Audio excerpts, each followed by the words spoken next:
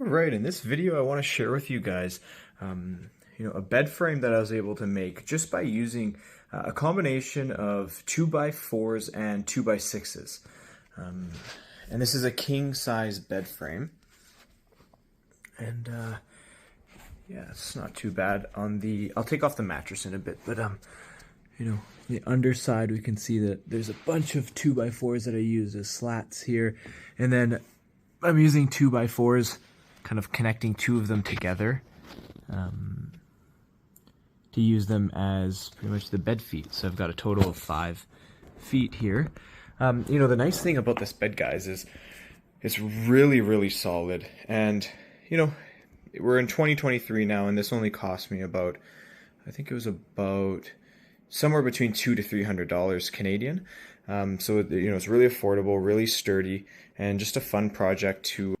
In the description of this video, I've also linked another video where I actually got the majority of the idea of this bed frame, along with the dimensions, and it's by another YouTuber named Land to House. So take a look at that video as well. It'll give you a lot of ideas here.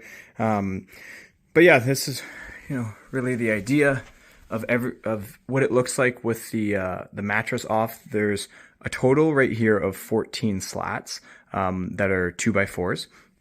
And then again, the 2x6s here, this is 2x6, 2x6 here. And then really the 2x4s, again, they're just used for the legs as well as for the slats here. One thing that I did want to mention, not everything was totally perfect. There was one challenge I had. It's on the inside here. You can see that I had to compensate a little bit with some almost makeshift looking shim type things here. You might have to do something like that if the lumber that you're buying, which I got it from Home Depot, the lumber that you're buying is not totally unwarped, right? If there's a little bit of warp to it, then you might have to compensate from time to time. So just do your best to try and make sure that the wood that you're buying is fairly straight. Another thing I did is I did use a lot of pocket screws. And the reason why I used pocket screws was mostly just so that there wasn't too much visibility to actually see the screws from the outside. On the legs, they might not have been totally necessary, but I added them really just for additional support. And then I also I put 2 screws in. I'll try and show here. I put 2 screws in near the top. You just can't see it, but through this piece into the leg. Screws. Even over here too, you can see I've got 2 pocket screws that really connect these together. So, yeah, I think that's a pretty good overview. Now let's switch over here, and then I'll show some of the dimensions that maybe you can make this yourself. And one more thing is, when I did go to Home Depot, at least the Home Depots that I go to in Canada here, they do allow you to get your measurements, and then they have a miter saw or some type of large saw that actually can cut to any measurement that you have. It's not perfectly accurate, but it was good enough for this job. So take that into consideration to see if you can get somebody else to cut it for you while you're purchasing the lumber. Really helped me, saved me a lot of cuts with my skill saw. All right, let's get into the measurements here.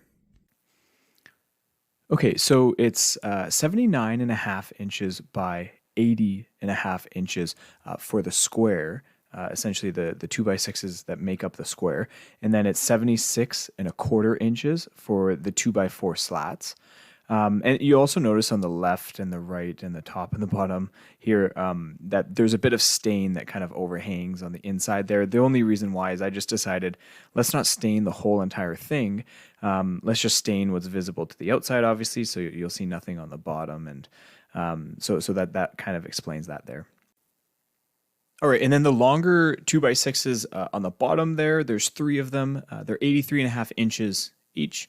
And then the actual legs, they're just 12 inches, right? Just a foot long. And then if I combine them, just to give you a relative idea of what the height will be here.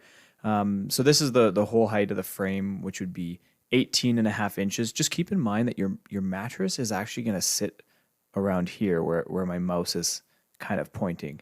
So I wanted to give you just an idea of where my mattress sits. So I kind of measured it from the bottom, the bottom of the feet all the way to the top of the mattress, which obviously is not here in this photo, but it regularly would be. So that measured at about 27 inches. So just make sure that this would be the right height that you'd want. And if you want it to be a little bit shorter or a little bit taller, then you can kind of just adjust your feet based off of my scenario. To give you an idea, I'm 6 feet tall.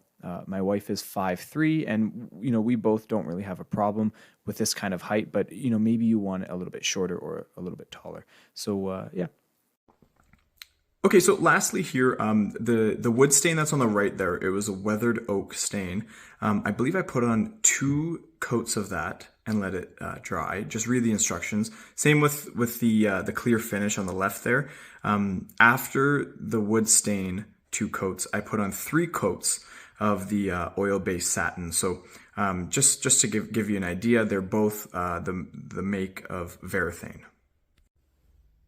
And don't forget to sand before you put on the wood stain. All right, so thanks everyone for joining into this video, and we'll see you in the next one.